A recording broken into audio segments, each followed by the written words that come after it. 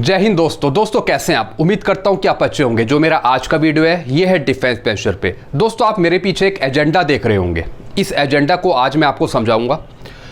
काफ़ी चीज़ें इसमें पेंशनरों के हित में कही गई और काफ़ी चीज़ें मना भी करी गई इस मीटिंग के दौरान। तो क्या है ये सारी चीज़ें मैं आपको समझाता हूँ। ये जो मीटिंग हुई ये हुई 12 अप्रैल 2022 को। कौन सी मीटिंग थी ये? 32वीं मीटिंग थी SCVOA की। सबसे पहले इसमें क्या कहा गया कि जो आपका 18 महीने का जो डीए का एरियर था, जो पेंडिंग था सरकार की तरफ से, इस मीटिंग ने खारिज कर दिया है वो। यानी जो अब 18 महीने का जो डीए का एरियर आपको मिलना था वो अब नहीं मिलेगा। जो ये मीटिंग हुई वीडियो कॉन्फ्रेंसिंग के थ्रू, इस मीटिंग में जो अधिकारी थे उन्होंने साफ मना कर दिया कि 18 महीने का जो डीए का एरियर है वो नहीं मिल पाएगा पेंशनरों को। दूसरी क्या चीज़ कही? सेवानिवृत्ति के प्रत्येक 5 वर्षों के बाद पेंशन में वृद्धि का एक और महत्वपूर्ण मुद्दा 80 वर्ष प्राप्त करने पर 20% तक पेंशन का 5% संसदीय समिति द्वारा अनुशंसित किया गया। यानी जैसा आपको पता है कि कई ऐसे न्यूज़ आई थी पहले कि 65 पे 5% एक्स्ट्रा पेंशन मिलेगी पेंशनरों को, फिर 70 पे 5% एक्स्ट्रा, फिर 75 पे 5% एक्स्ट्रा पेंशन, 80 पे तो आपको पता ही है 20% मिलती है। तो इसका एक लेटर निकाला गया था, डिपार्टमेंट को भेजा गया था कि कितने ऐसे पेंशनर हैं जो इस एज के बीच में आ रहे हैं और कितना लमसम अमाउंट बन सकता है कि अगर हम एरियर देते हैं। तो एक एस्टीमेट निकाला जाएगा, फिर वो डिपार्टमेंट की तरफ से मिनिस्ट्री को भेजा जाएगा। तो इन्होंने इस पर ये मोहर लगाई है कि हाँ ये हम बात करेंगे इस पे। ये हो सकता है कि आपको आगे आने वाले टाइम में 65 पे 5% एक्स्ट्रा पेंशन, 70 पे 5% एक्स्ट्रा पेंशन, 75 पे 5% एक्स्ट्रा पेंशन आपको दी जाए। तो इन्होंने ये बात मान ली है इस मीटिंग के द्वारा। तो आपको आने वाले टाइम में कुछ टाइम बाद हो सकता है कि आपको एक्स्ट्रा 5% के हिसाब से आपको बढ़ी हुई पेंशन मिले। तो ये बिल्कुल भी सही न्यूज़ है। इस मीटिंग में ये स्वीकार कर लिया इन्होंने कि आपको 5% के हिसाब से आगे पेंशन दी जा सकती है। तो अभी थोड़ा सा इसमें टाइम लगेगा, थोड़ा ये एस्टीमेट बनाएंगे, डिपार्टमेंट से भी ये इंफॉर्मेशन मांगेंगे। तो ये बिल्कुल ठीक न्यूज़ है। आगे चलते हैं दोस्तों इस एजेंडे में और भी बातें कही गई, ये भी मैं आपको समझाता हूँ।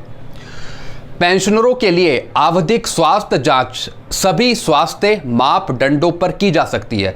इससे दवाओं के अवांछित उपयोग में कमी आएगी। यानी इसमें पेंशनरों की हेल्थ चेकअप किया जाएगा पेंशनरों का, और इससे जो अनवांटेड यूज है दवाइयों का वो कम होगा। 75 वर्ष और उससे अधिक आयु के पेंशनरों के लिए आवधिक जांच के लिए दिशा निर्देश जारी किए जाएंगे। यानी आगे आने वाले टाइम में 75 वर्ष या इससे ऊपर के जो पेंशनर हैं उनका हेल्थ चेकअप किया जाएगा, उनकी स्वास्थ्य संबंधी चीज़ों का ध्यान रखा जाएगा। सब चीज़ें इसमें होगा आगे, और इसके लिए नोटिफिकेशन जारी करेगा डिपार्टमेंट। आगे चलते हैं दोस्तों। विभागों द्वारा पेंशन अदालत की स्थापना प्राकृतिक स्तर पर, यानी पेंशन अदालत लगाई जाएगी। जैसा मैंने आपको पहले वीडियो में भी समझाया था कि मई में एक पेंशन अदालत लगाई जा रही है वीडियो कॉन्फ्रेंसिंग के थ्रू। ऐसी और भी आगे पेंशन अदालत लगाई जाएगी और पेंशनरों की जो भी समस्याएं हैं उनको सुना जाएगा इसके थ्रू। मई 2022 में सभी स्तरों पर पेंशनर अदालत का संचालन करने के लिए निर्देश पहले ही जारी किए जा चुके हैं। जैसे मैंने आपको एक वीडियो में भी समझाया था कि मई में एक पेंशन अदालत आयोजित होनी है, उसका नोटिफिकेशन पहले ही जारी कर दिया। तो ये भी इस मीटिंग में चर्चा हुई थी। 18 महीने का जो डीए का एरियर है वो फ्रीज कर दिया गया है और इसका भुगतान नहीं होगा पेंशनरों को। वर्तमान आर्थिक स्थिति में 34,400 करोड़ रुपए का भुगतान करना संभव नहीं है और ये विषय क्लोज्ड हो चुका है। यानी जो 18 महीने का जो टोटल अमाउंट था पेंशनों को जो दिया जाना था, उसका जो खर्चा था वो था 34,400 करोड़ रुपए का भुगतान किया जाना था सरकार की तरफ से। तो इन्होंने साफ कर दिया कि इतना भुगतान हम नहीं कर सकते हैं और इस चैप्टर को इन्होंने क्लोज कर दिया है। आगे चलते हैं। पेंशन बढ़ाना, सेवानिवृत्ति के प्रत्येक 5 वर्षों के बाद पेंशन का 5% बढ़ाया जा सकता है, जिससे 80 वर्ष प्राप्त होने पर 20% हो जाएगा। ये बात मैंने आपको पहले समझा दी कि 5% के हिसाब से पेंशन बढ़ाने का प्रावधान रखा गया है और एस्टीमेट बनाया जाएगा डिपार्टमेंट की तरफ से, और फिर आगे आने वाले टाइम में आपको 5% के हिसाब से एक्स्ट्रा पेंशन मिल सकती है। तो इस पर भी इन्होंने सहमति जता दी। और इस पर ये जो बात कही गई है इसकी सिर्फ सिफारिश है और ये विचाराधीन है, यानी इस पर बात चलेगी आगे और इस पे आगे काम होगा।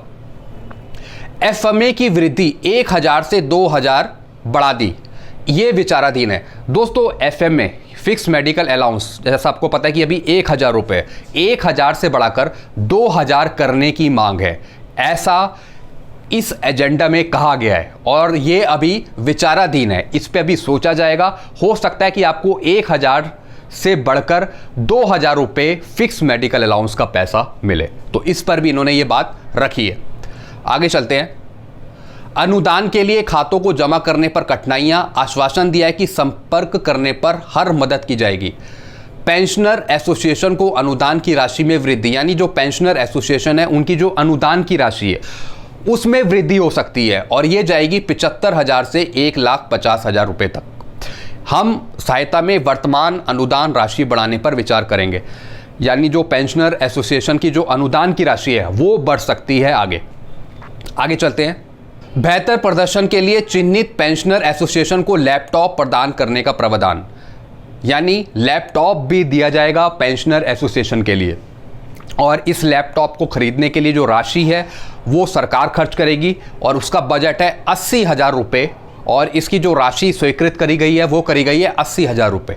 तो दोस्तों ये चीज़ें मैंने आपको समझाई क्या क्या एजेंडा में रखी गई थी, तो काफ़ी अच्छी चीज़ें निकल के आई हैं, लेकिन एक थोड़ी सी दुख वाली बात है कि जो 18 महीने का जो डीए का एरियर था वो अब आपको नहीं मिलेगा। तो दोस्तों ये मैंने आपको एजेंडा समझाया, इसके रिगार्डिंग आपको और कुछ पूछना है तो आप मुझे कमेंट कर सकते हैं। वीडियो अच्छा लगता है तो वीडियो को लाइक करें और चैनल को आप सब्सक्राइब कर सकते हैं। Thank you so much.